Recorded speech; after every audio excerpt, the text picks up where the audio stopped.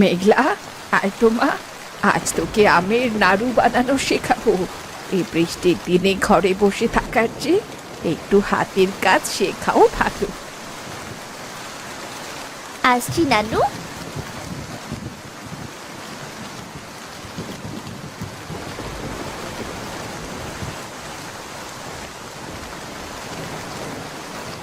বাহ, কি সুন্দর গন্ধ বেরোচ্ছে!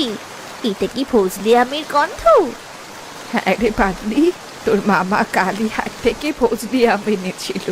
আর এই দেখ, নারকেল কোড়ার খাঁটি গুড়, এই তিনটে জিনিস একসঙ্গে পাক দিলে কি যে চমৎকার নাড়ু হয়, তা খেলেই বুঝতে পারবি। আমি কি একটু সাহায্য করব নানু? গুড়টা কখন দেবে? এই তো এখনই দেব।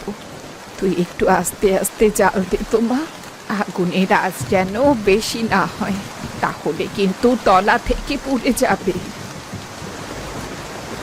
আম্মা গো, ঘরের বাইরে যা বৃষ্টি, মনে হচ্ছে আজ পুরো গ্রামটাই ভেসে যাবে। নানু, আসবো ভেতরে? আরে হৃদয় যে, আয় আয়, ভেতরে আয়। তোর জামা তো দেখছি অর্ধেক ছিঁড়ে গেছে। যা তো মেঘলা, ঘর থেকে একটা শুকনো গামছা এনে দে হৃদয়কে। এই ভর দুপুরে বৃষ্টি মাথায় নিয়ে কেন বেরোলে তুমি হৃদয় ভাইয়া? ঘরে বসে পড়ালেখাও তো করতে পারতে নাকি? ধুর, বৃষ্টির দিনে কি আর পড়াশোনায় মন বসে? তোদের বাড়ির দিকে আসছিলাম, আর তখনই এই আমের সুবাস আমাকে টেনে নিয়ে এলো। সত্যি নানু, তোমার হাতের রান্নার গন্ধ যেন পুরো পাড়ায় ছড়িয়ে পড়েছে। তোকে আর বানিয়ে বলতে হবে না রে ছোকরা, তুই হলি এক নম্বরের লোভী। আমের নাড়ু হচ্ছে জেনেই তুই ঠিক সময় এসে হাজির হয়েছিস, তাই না? নানু, তুমি আমার মনের কথা একদম ধরে ফেলেছো। এই বৃষ্টির দিনে গরম গরম আমের নাড়ু খাওয়ার মজাই আলাদা।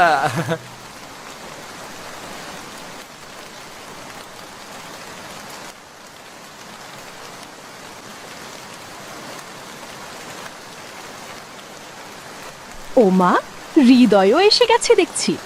ভালোই হলো। মা, তোমার আমের নাড়ু কত দূর হলো? গন্ধ তো শোঁ শোঁ করে সারা ঘরে ছড়িয়ে গেছে। এই তো সাবিহা, তুই একটু ঘি এনে হাতের তালুতে মাখিয়ে দে তো, গরম গরম নাড়ু পাকাতে হবে। দিচ্ছি মা। মেঘলা, তুই শুধু তাকিয়ে দেখিস না, তোর নানু কিভাবে নাড়ুর গোল গোল শেপ দিচ্ছে সেটা ভালো করে খেয়াল কর। বড় হচ্ছিস, এসব একটু আধটু শেখা দরকার। আমি দেখছি মা, নানু তো খুব দ্রুত হাত চালাচ্ছে। আমার মনে হয় আমি করলে গোল না হয়ে চারকোনা হয়ে যাবে। যা তা বলছিস মেঘলা, তোর হাতের নাড়ু তো নাড়ু হবে না, মনে হবে জ্যামিতির বক্সের কোনো ত্রিভুজ বা চতুর্ভুজ। তুমি একদম কথা বলবে না হৃদয় ভাইয়া। আমি চেষ্টা করলে তোমার চেয়ে অনেক সুন্দর নাড়ু বানাতে পারবো, তুমি দেখে নিও।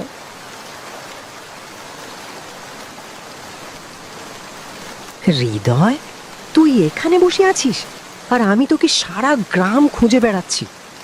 আরে তন্ময়, তুই এই বৃষ্টির মধ্যে ছাতা ছাড়া কেন বের হলি? পুরো ভিজে ভূত হয়ে গেছিস তো।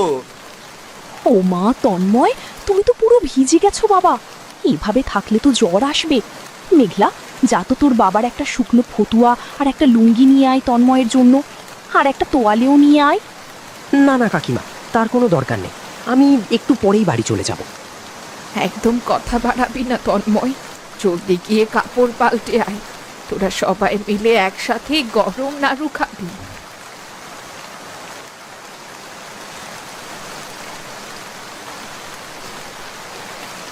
নে, এইবার তোরা খাওয়া শুরু কর। একটু গরম আছে, সাবধানে মুখে দিবি। উফ নানু, এই স্বাদের কোনো তুলনা হয় না। আমের টক মিষ্টি, আহ আহ, আর গুড়ের পারফেক্ট কম্বিনেশনটা, বাহ! সত্যি নানু, কাকিমা, আপনারা যা বানিয়েছেন না, আমার মায়ের হাতের নাড়ুও এর কাছে কিছু না। বৃষ্টির দিনে এর চেয়ে ভালো আর কিছু হতেই পারে না। দেখলে তো, আমি যে নাড়ু পাকিয়েছি সেগুলো কিন্তু একদম গোল হয়েছে। হৃদয় ভাইয়া, এবার বলো কার নাড়ু চারকোনা হয়েছে? হ্যাঁ হ্যাঁ রে হৃদয়, আমার মেয়ে কিন্তু খুব সুন্দর নাড়ু বানাতে পারে। তুই শুধু শুধু ওর পেছনে লাগিস। আচ্ছা বাবা, ভুল স্বীকার করছি। মেঘলা আসলেই লক্ষ্মী মেয়ে, তবে নাড়ুটা কিন্তু অসাধারণ হয়েছে। এই খুশিতে আমি আরো দুটো খাবো।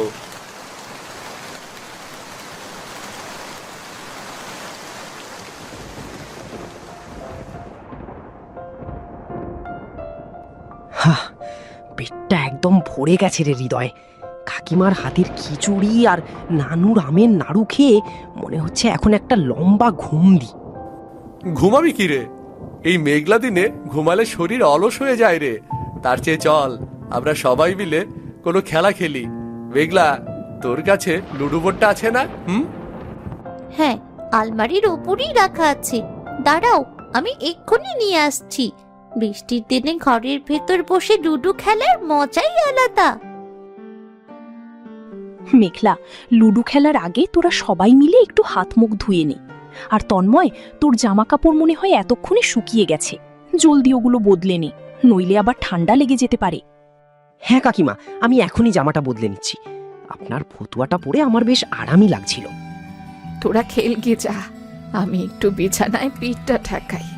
বুড়ো হাড় বেশিক্ষণ বসে থাকলে কোমরটা টন টন করে। মেঘলা, খেলা শেষে নাড়ুর বয়ামটা ভালো করে আটকে রাখিস, পিঁপড়ে লাগতে পারে যে।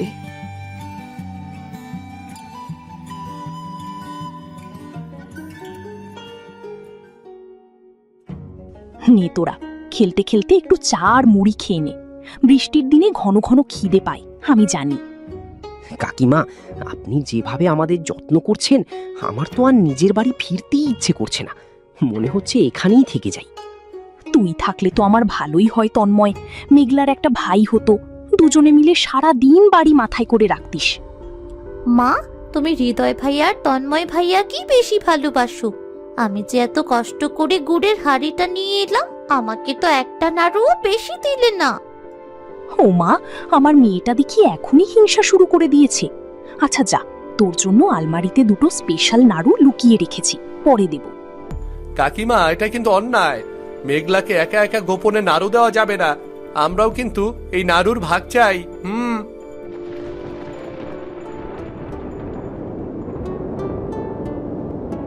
রে হৃদয়, এবার কিন্তু আমাদের উঠতে হয়। আকাশটা আবার কেমন যেন কালো হয়ে আসছে। মনে হচ্ছে রাতে আবার বড় রকমের ঝড় বৃষ্টি হবে। হ্যাঁ রে, ঠিক বলেছিস। অনেক সময় পার হয়ে গেল। মেঘলা, তোর লুডো বোর্ডটা গুছিয়ে রাখ। আজ সত্যি অনেক আনন্দ হলো রে। তোমরা এত তাড়াতাড়ি চলে যাবে? আর একটু বসো না, সন্ধেবেলার পর তো আর বাইরে যাওয়া যাবে না। আজ আর না রে মেঘলা, মা হয়তো এতক্ষণে চিন্তা করছে। তাছাড়া কাল সকালে আবার স্যারের কাছে পড়তে যেতে হবে। তোরা সাবধানে যাস বাবা, রাস্তাটা কিন্তু বর্ষার জলে বেশ পিছল হয়ে আছে।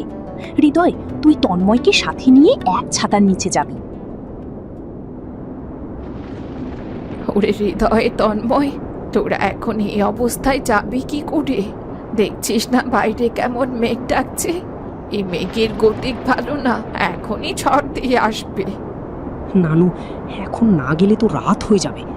মা আবার একা ঘরে আছেন, আলো চলে গেলে ভয় পাবেন। তোর মা বুদ্ধিমান মানুষ, সে বুঝবে যে তুই এই ঝড়ের মধ্যেই আটকে গেছিস। খবরদার, এই বজ্রপাতের মধ্যে মাঠে নামবি না, ঘরের ভেতর আয় তোরা। দেখলি তো তন্ময় ভাইয়া, নানুও বারণ করছে। এখন বাইরে বের হলে তোমরা একদম উড়ে যাবে। তার চেয়ে চলো আমরা হারিকেনটা জেলে গল্প করি। মেঘলা ঠিকই বলেছে রে তন্ময়। যে বাধা শুরু হলো, ছাতা তো টিকবেই না, উল্টে আমরাই পাশের রাস্তায় গর্তে পড়ে থাকবো। কাকিমা, আমরা কি তাহলে ঝড়টা কমা পর্যন্ত একটু বসবো? ও মা, এ তো তোদের নিজেদেরই বাড়ি, তোরা ঘরের ভেতর গিয়ে বস। আমি ঝটপট জানালার কবাটগুলো আটকে দিই, নইলে ঘরের ভেতর জল চলে আসবে।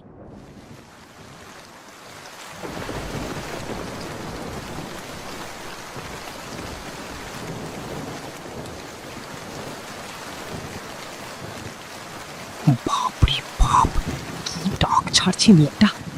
ভালোই হলো যে আমরা বের হইনি, নইলে এতক্ষণে রাস্তার মাঝখানে দাঁড়িয়ে কাঁপতে হতো। কাঁপছিস মানে? তুই তো ভয়ে আমার ছাতার তলায় সেধিয়ে যেতিস। আচ্ছা মেঘলা, তোর মনে আছে গত বছর ঠিক এই সময় একটা ঝড়ের দিনে আমাদের স্কুলের টিনের চাল উড়ে গিয়েছিল, মনে আছে তোর? হ্যাঁ, খুব মনে আছে। সেদিন তো আমাদের অঙ্কের ক্লাস চলছিল, চাল ওড়ার সাথে সাথে স্যার যেভাবে টেবিলের নিচে লুকিয়েছিলেন, তা দেখে আমার হাসি যেন আর থামছিলই না। তোরা যেমন দুষ্টু, তোদের স্যারও তো মানুষ। ঝড়ের দিনে কার না ভয় লাগে বলো? এই নাও, ঘরের কোণে এক ছড়া পাকা সবুরি কলা ছিল, এগুলো সবাই মিলে ভাগ করে খাও। ঝড়ের রাতের একটা অন্যরকম মহিমা আছে রে।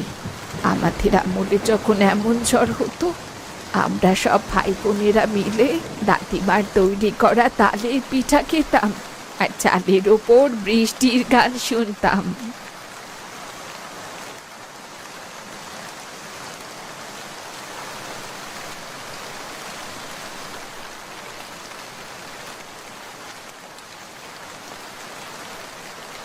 মা তো বলেছিল এই নাড়ুগুলো পরে দিবি, কিন্তু এই ঝড়ের রাতে যদি আমরা নাড়ু না খাই তবে কখন খাবো? হৃদয় ভাইয়া, তন্ময় ভাইয়া, তোমরা হাত পাতো।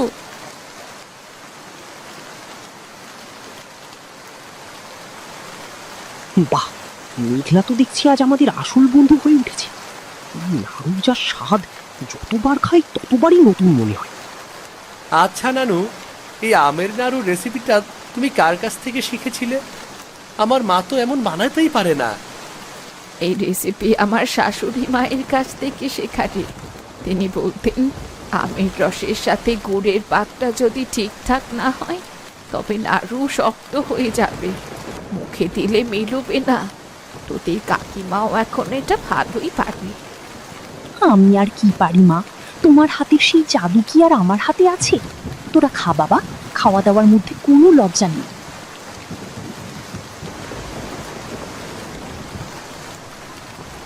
ওরে বাবা, এটা মনে হয় আমাদের পাড়াতেই কোথাও করলো। বুকটা একদম কেঁপে উঠেছে। ভয় পাস না তন্ময়, ঘরের ভেতরে থাকলে কিচ্ছু হবে না। তবে গ্রামের দিকের এই এক সমস্যা, ঝড় শুরু হলেই বিদ্যুৎ চলে যায় আর আসার কোনো নামই থাকে না। বিদ্যুৎ না থাকলেই ভালো। হারিকেনের আলোতে কেমন একটা রূপকথার রাজপ্রাসাদের মতো লাগছে ঘরটাকে। আমার মেয়েটা একদম কবিদের মতো কথা বলে, ঝড়ের মধ্যেও রূপ কথা খুঁজে পাই।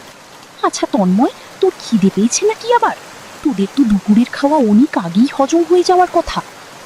কাকিমা, খিচুড়িটা এত ভারী ছিল যে এখনো পেট ভরা, তবে এই নাড়ুগুলো খাওয়ার পর মনটা একদম শান্ত হয়ে গেছে।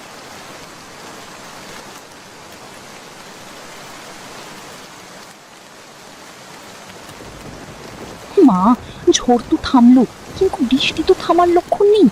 এই ছেলেরা তো আর এখন বাড়ি ফিরতে পারবে না, কাদা রাস্তায় চলাফেরা করা মুশকিল। হ্যাঁ সাবিহা, ওদের আজ রাতেই এখানে রেখে দে। হৃদয়ের বাবাকে একটা খবর পাঠাতে পারলে ভালো হতো, কিন্তু এই রাতে কাকে পাঠাবি? নানু, আপনি চিন্তা করবেন না, আমাদের বড়রা তো আমাদের খোঁজ নিতে এমনিতে একটু পরে লণ্ঠন নিয়ে বের হবে। আমরা যদি না ফিরি, বড়দা ঠিকই বুঝবে আমরা আপনাদের এখানেই আছি। বাহ, তাহলে তো দারুণ হবে।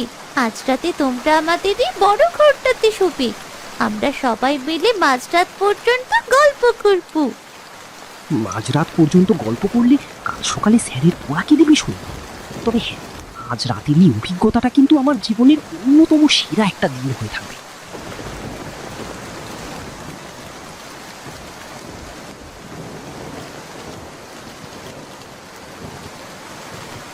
হৃদয়, তুই ভেবেছিলি আজ সকালে যখন আমরা বাড়ি থেকে বের হয়েছিলাম যে দিনটা এভাবে শেষ হবে? একদমই না রে, সকালেই সেই টিপ টিপ বৃষ্টি আর দুপুরে সেই আমের নাড়ুর সুবাস আমাদের যে এভাবে এক সুতোয় বেঁধে ফেলবে তা কে জানতো। একেই বলে নিয়তি রে খোকা। বৃষ্টির দিন মানুষকে কাছাকাছি টানে। অলস দুপুরে ঘরের কোণে বসে সুখ দুঃখের গল্প করার যে কি আনন্দ, তা তো তোরা এই শহরের যান্ত্রিক জীবনে কখনো পাবি না।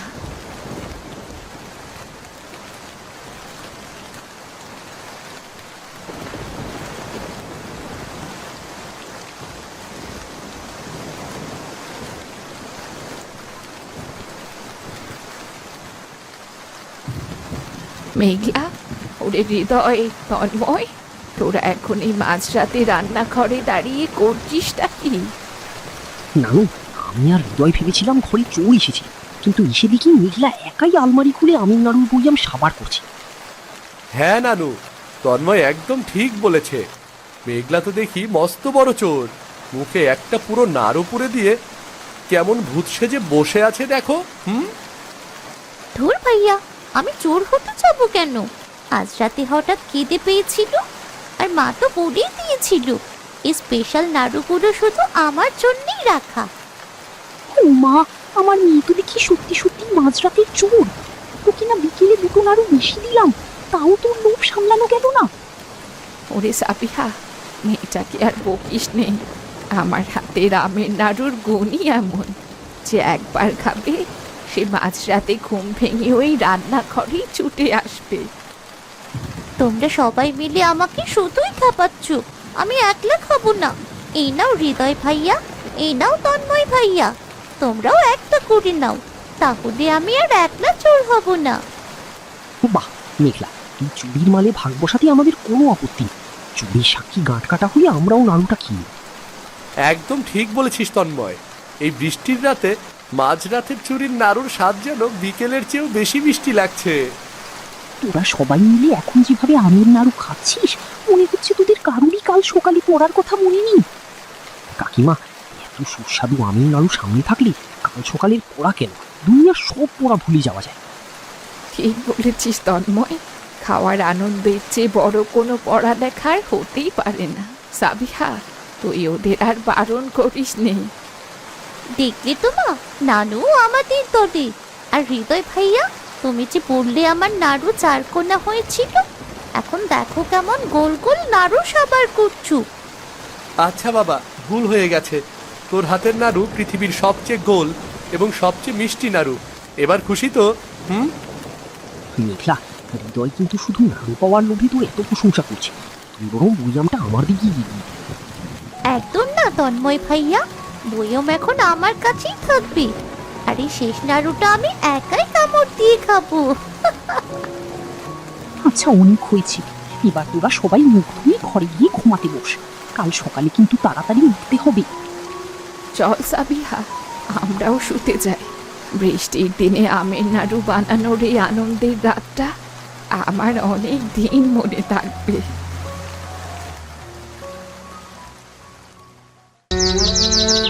গভীর জঙ্গলের ভেতরে এক জীর্ণপ্রায় কুঁড়ে ঘর। সেখানে অভাবের সাথে লড়াই করে বাস করে কাঠুরে বলরাম ও তার স্ত্রী কল্যাণী। তাদের মনে এক বড় দুঃখ। বিয়ের অনেক বছর কেটে গেলেও তাদের কোনো সন্তান হয়নি। এভাবে আর কতদিন চলবে বলো তো? বিধাতা কি আমাদের কোনো সন্তান উপহার দেবেন না? আমরা গরিব বলে কি আমাদের কোল খালি করে রেখেছেন তিনি? এভাবে বলো না কল্যাণী, বিধাতা চাইলে নিশ্চয়ই আমাদের সন্তান হবে। ধৈর্য ধরো, আমি এখন আসি, আমার দেরি হয়ে যাচ্ছে। কাঠ না কাটলে সংসার চলবে কি করে বলো তো? ঠিক আছে, সাবধানে যেও। বলরাম কুড়ুলটা ঘাড়ে করে জঙ্গলের পথে দিয়ে রওনা হয়। এই অঞ্চলের অধিকাংশ মানুষই কাঠ কেটে জীবিকা নির্বাহ করে। বলরামও বনের গভীরে গিয়ে শুকনো কাঠের সন্ধানে ঘুরতে থাকে। আজ শরীর আর মন দুটোই বেশ ঝরঝরে লাগছে। আজ একটু বেশি করে কাঠ কাটতে হবে। বলরাম আনমনে কুড়ুল দিয়ে কাঠে আঘাত করছে। ঠিক সেই সময় তার বন্ধু সঞ্জয় সেখানে এসে উপস্থিত হয়। আরে বলরাম, তুই এখনো এখানে কাঠ কেটে যাচ্ছিস? তুই জানিস না আজ জমিদার মশাই সবাইকে ডেকে পাঠিয়েছেন? তাই নাকি? আমি তো কিছুই জানি না। চল আমার সাথে, দুজনে একসাথেই যাই, দেখি জমিদার মশাই কি বলেন। এদিকে বাড়িতে কল্যাণী চিন্তিত মনে বলরামের জন্য অপেক্ষা করছে। দুপুর গড়িয়ে বিকেল হয়ে এলো, তবু স্বামী ফিরছে না দেখে সে অস্থির হয়ে ওঠে। কিছুক্ষণ পর বলরাম কাঠের বোঝা মাথায় নিয়ে বাড়ি ঢোকে। ওগো, তোমাকে এত পারেশান দেখাচ্ছে কেন? শরীর ঠিক আছে তো? সেই সকালে গিয়েছো, ফিরতে এত দেরি করলে কেন? আহ কল্যাণী, এত কথা বলো না তো, আমাকে একটু আমার মতো থাকতে দাও। যা বাবা, আমি আবার কি বললাম? ঠিক আছে থাকো, কিন্তু খাবারটা তো খেয়ে নাও। বলরাম চুপ করে বসে থাকে। তার চোখে মুখে দুশ্চিন্তার ছাপ। সে কল্পনায় সেই মুহূর্তটি দেখতে পায় যা কিছুক্ষণ আগে জমিদারের বাড়িতে ঘটেছিল। জমিদার বাড়ির আঙিনায় অনেক কাঠুরে কুড়ুল হাতে দাঁড়িয়ে আছে। জমিদার মশাই গম্ভীর মুখে তাদের উদ্দেশ্যে ভাষণ দিচ্ছেন। আমার যে উদ্যানে তোমরা কাঠ কাটো, সেখানে এক বদমাইশ টুনটুনি পাখি আস্তানা গেড়েছে। সে আমার অনেক বড় সর্বনাশ করেছে। তাকে যদি তোমরা কেউ ধরে দিতে পারো, তবে আমি তাকে অনেক স্বর্ণ মুদ্রা পুরস্কার দেব। এইবার জমিদার মশাই আমাদের দারুণ একটা সুযোগ দিয়েছেন। ওই পাখিটা ধরতে পারলেই আমরা ধনী হয়ে যাব। এ জীবনে তো আর টাকা পয়সার মুখ দেখতে পারলাম না। হ্যাঁ হ্যাঁ, ছোটবেলা থেকে তো কাঠ কেটেই বড় হচ্ছি। অনেক স্বপ্ন ছিল, একদিন একটা পাকা বাড়ি করব, স্ত্রী সন্তানকে নিয়ে সুখী দিন পার করব। তা হলো কই? এখন উদ্যানের ওই পুচকে পাখিটা ধরতে পারলেই কপাল খুলে যাবে। সবই তো বুঝলাম জমিদার মশাই, কিন্তু ওইটুকু পাখি আপনার কি এমন সর্বনাশ করেছে? আর এত পাখির মধ্যে আমরা চিনমই বা কি করে যে ওটাই সেই টুনটুনি? আরে, ওটা আমার মহলেই ছিল। আমার খেয়ে পড়ে মানুষ হয়ে পালিয়ে যাওয়ার সময় ওর লেজটা আমরা কেটে দিয়েছি। লেজ কাটা টুনটুনি ওটা। ও আমার সাথে বেইমানি করেছে। সর্বনাশ! একটা সামান্য পাখি বেইমানি করেছে বলে তাকে মারার জন্য এত বড় শাস্তি! যদি কোনো মানুষ অপরাধ করত, তবে জমিদার কি যে করত! সবাই বিদায় নিলেও বলরামের মনে খটকা লাগে। সে জমিদারের সাথে আলাদা করে কথা বলার জন্য তার ঘরের দিকে যেতেই আড়াল থেকে গোপন কথা শুনতে পায়। জমিদার তার বিশ্বস্ত লোক কার্তিকের সঙ্গে চুপি চুপি কিছু বলছে। কার্তিক, এই কথা যেন কাক পক্ষীতেও টের না পায়। আমার বহু বছরের পুরনো সিন্দুকের চাবিটা ওই পাখিটার পেটে চলে গিয়েছে। পাখিটাকে না পেলে আমি আর কোনোদিন ওই সিন্দুক খুলতে পারবো না। চিন্তা করবেন না হুজুর, কেউ টের পাবে না। তবে কেউ যদি ওই পাখিটাকে ধরে চাবিটা পেয়ে যায়, সে তো রাতারাতি ধনী হয়ে যাবে। বলরাম চমকে ওঠে। সে দ্রুত সেখান থেকে চলে আসে। বর্তমানে ফিরে আসতেই কল্যাণীর ধমক খেয়ে তার ঘোর কাটে। এত কিসের চিন্তা করছো? কখন খাবার দিয়েছি, ভাতগুলো তো সব ঠান্ডা হয়ে গেল। না, কিছু না। ভাবছি, এইভাবে আর কতদিন? আমাদের ভাগ্য কি আজীবন এমনই থাকবে? কিছু তো একটা করতে হবে। তুমি কিছু করতে চাও সেটা তো ভালো কথা, কিন্তু আমাদের মতো গরিবের এত স্বপ্ন দেখা সাজে না। আমরা কাঠুরে, কাঠ কেটেই দিন আনি দিন খাই। আমরা আবার ধনী হব কি করে? সেটাই ভাবছি, কাঠ কেটে আর কতদিন চলবে? এবার গুপ্তধনের সন্ধান করতে হবে। গুপ্তধন? সেটা আবার কি? আমাদের এই পোড়া কপালে আবার গুপ্তধন আসবে কোথার থেকে? তুমি কি কোথাও সন্ধান পেয়েছো? পাবো পাবো। আমি ঠিক করেছি 1 মাসের জন্য ভ্রমণে বেরোবো। জঙ্গলে কাঠও কাটবো, সাথে গুপ্তধনও খুঁজবো। তা বেশ, তবে এই 1 মাস আমি একা একা কি খাবো আর কি করব? পরের দিন সকালে বলরাম একটা পুঁটলি ঘাড়ে নিয়ে বেরিয়ে পড়ে।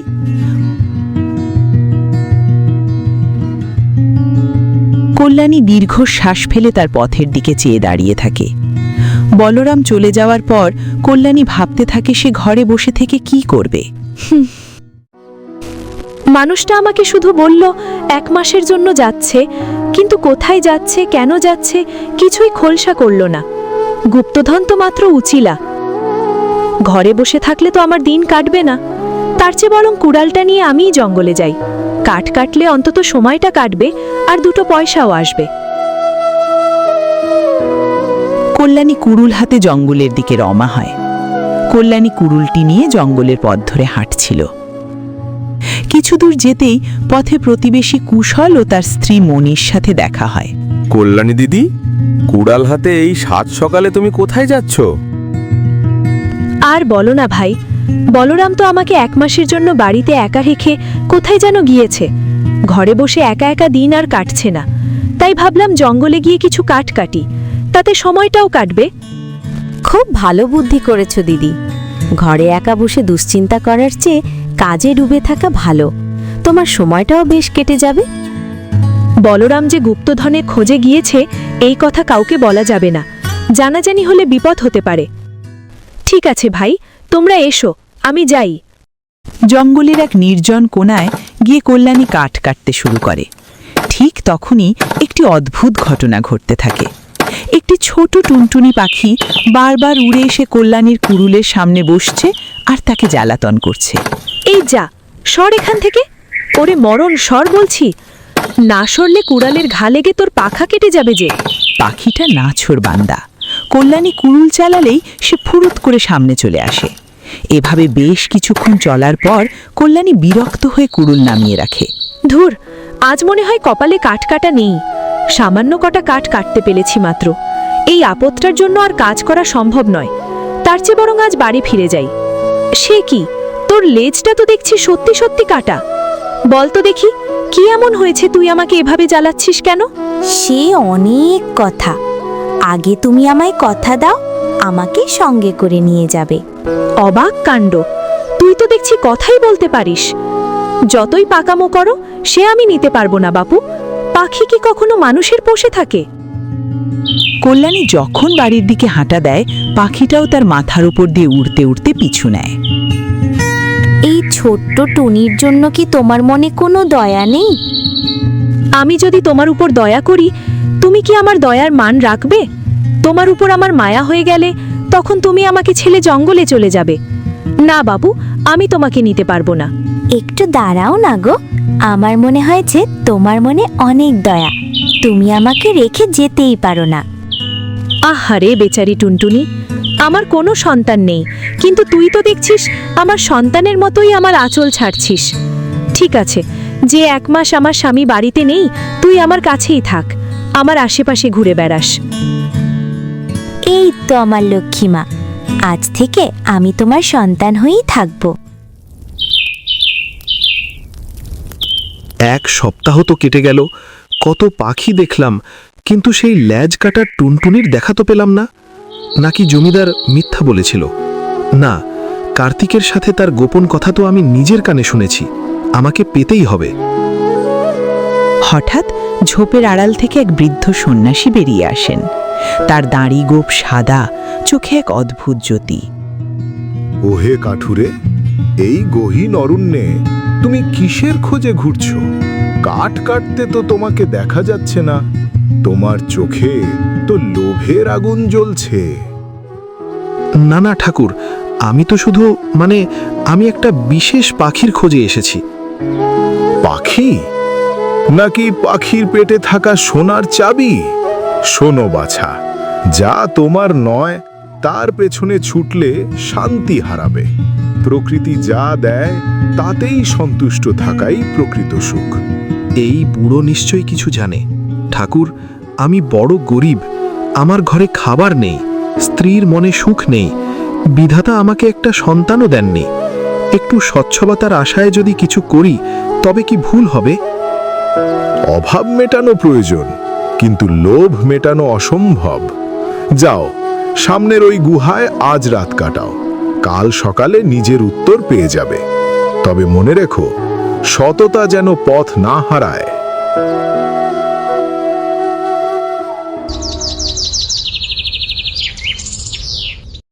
বলরাম গুহার ভেতর আশ্রয় নেয়।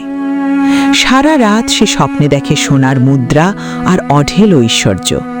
তার মনে হয় চাবিটা পেলে সে জমিদারের হাতে দেবে না, বরং নিজেই সন্দুক খুলে সব ধন নিয়ে নেবে। তার মনের সরলতা ধীরে ধীরে লোভে আচ্ছন্ন হতে থাকে। গুরুজি, আমি তাহলে এখন যাই। আমার যা বোঝার আমি বুঝে গেছি। ঠিক আছে বৎস, যাও। এদিকে বলরামের ভাঙা ঘরে কল্যাণী আর সেই টুনটুনি এখন হরিহর আত্মা। কল্যাণী যেখানে যায়, পাখিটি সেখানেই উড়ে যায়। কল্যাণী তার সামান্য খাবার থেকে ক্ষুদগুঁড়ো পাখিটিকে খাওয়ায়। জানিস রে পাখি, বলরাম যখন বাড়ি থাকে না আমার খুব একা লাগে, কিন্তু তুই আসার পর থেকে মনে হয় আমার একটা সন্তান হয়েছে। তুমি বড় ভালো গো, তোমার প্রতি আমার মায়া হয়ে গেছে। জানো তো, আমারও কেউ নেই। পৃথিবীর সব মানুষ খুবই স্বার্থপর। আমি যে বিনা স্বার্থে তোমার ভালোবাসা পেয়েছি, এটাই আমার কাছে অনেক। সবই বুঝলাম রে টুনি, কিন্তু তোর এই এত সুন্দর লেজগুলো কাটলো কে? এক লোভী রাজা সন্ন্যাসীর কাছ থেকে জানতে পেরেছিল আমার কাছে সোনার চাবি আছে, আর তারপর থেকে আমাকে দেখাবন্দি করে রাখত। আমি যেদিন খাঁচা থেকে পালিয়ে যাই, সেদিনই আমার লেজ আর পালক কেটে নেয়। আহারে, কোন সে রাজা, কোন পাষাণ এই কাজ করলো? তুই চিন্তা করিস না, আমি তোকে আগলে রাখবো।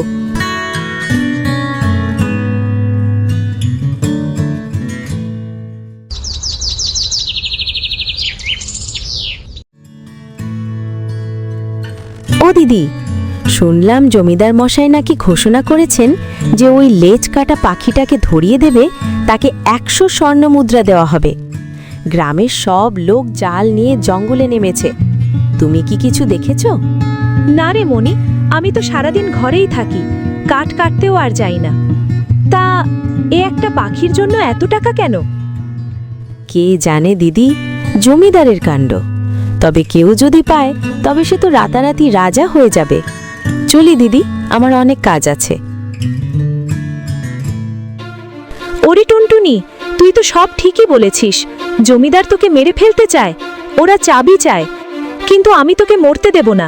তুই সোনার চাবির চেয়েও আমার কাছে দামি, তোর জন্য আমি সব ত্যাগ করতে পারি।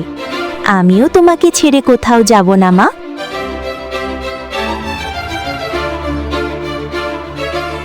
কল্যাণী, কল্যাণী, আমি জেনেছি পাখিটা কোথায়। ওটা গ্রামের দিকেই কোথাও লুকিয়ে আছে। আমাদের সেটা ধরতেই হবে। তুমি 1 মাস পর ফিরবে বলেছিলে, আজই ফিরলে কেন? আর পাখির পেছনে কেন ছুটছো? আমাদের যা আছে তাতে কি চলে না? ও তুমি বুঝবে না, ওই পাখির পেটে সোনার চাবি আছে। ওটা পেলে আমাদের আর এই ভাঙা ঘরে থাকতে হবে না, আমরা রাজপ্রাসাদে থাকব। কোথায় পাখিটা? তুমি কি কিছু জানো? না, আমি কিছু জানি না, আর জানলেও তোমাকে বলবো না। তুমি লোভে অন্ধ হয়ে গেছো বলরাম। বলরামের সন্দেহ ক্রমে বাড়তে থাকে। সে লক্ষ্য করে কল্যাণী সারাদিন ঘরের একটা কোণে কাপড় দিয়ে কিছু একটা ঢেকে রাখছে এবং বারবার সেখানে গিয়ে ফিসফিস করে কথা বলছে। বলরামের মনে লোভ আর সন্দেহ বিষের মতো ছড়িয়ে পড়ে। কল্যাণী, তুমি আমার কাছে কিছু লুকাচ্ছ? আমি বুঝতে পারছি ওই লেজ কাটা টুনটুনি এই ঘরের ভেতরেই আছে। আমাকে ওটা দাও। আমাদের দারিদ্র্য ঘুচানোর এটাই শেষ সুযোগ। ওগো, তুমি বিশ্বাস করো, ওই পাখিটা কোনো সাধারণ পাখি নয়। ও আমাকে মায়ের মমতা দিয়েছে। ওর পেটে কি আছে আমি জানি না, কিন্তু ওর চোখে আমি প্রাণ রক্ষার আকুতি দেখেছি। তুমি কি সামান্য কিছু টাকার জন্য একটা অবলা প্রাণীকে মেরে ফেলবে? সামান্য টাকা নয় কল্যাণী, ওটা আমাদের সারা জীবনের মুক্তি। জমিদারের সিন্দুকের চাবি ওটার পেটে। ওটা না বের করলে জমিদার আমাদের আস্ত রাখবে না। বলরাম জোর করে কল্যাণীকে সরিয়ে দেয়, টুনটুনি পাখিটিকে ধরে ফেলে। পাখিটি ভয়ে থরথর করে কাঁপতে থাকে। বলরামের হাত থমকে যায়। না, এটা করো না। যদি আজ তুমি এই কাজ করো, তবে মনে রেখো আমাদের কোনোদিন সন্তান হয়নি, কারণ হয়তো বিধাতা জানতেন তুমি দয়া মায়াহীন এক মানুষ। আজ এই পাখিকে মারলে আমার মরা মুখ দেখবে। কল্যাণীর কথাগুলো তীরের মতো তার বুকে বিঁধল। সে পাখিটার চোখের দিকে তাকালো, দেখল পাখিটার চোখ দিয়ে টপ টপ করে জল পড়ছে। হঠাৎ বলরামের মনে পড়ল সেই বৃদ্ধ সন্ন্যাসীর কথা। আমি কি করতে যাচ্ছিলাম? টাকার নেশায় আমি পশু হয়ে গিয়েছিলাম কল্যাণী, আমাকে ক্ষমা করো। ঠিক সেই মুহূর্তে অদ্ভুত এক কাণ্ড ঘটল। পাখিটি হঠাৎ খুব জোরে একটা হেঁচকি তুলল এবং তার মুখ দিয়ে ছোট্ট একটা সোনার চাবি মাটিতে পড়ে গেল। পাখিটি যেন দীর্ঘদিনের এক অসহ্য যন্ত্রণা থেকে মুক্তি পেল। সে ফুরফুরে হয়ে কল্যাণীর কাঁধে গিয়ে বসল।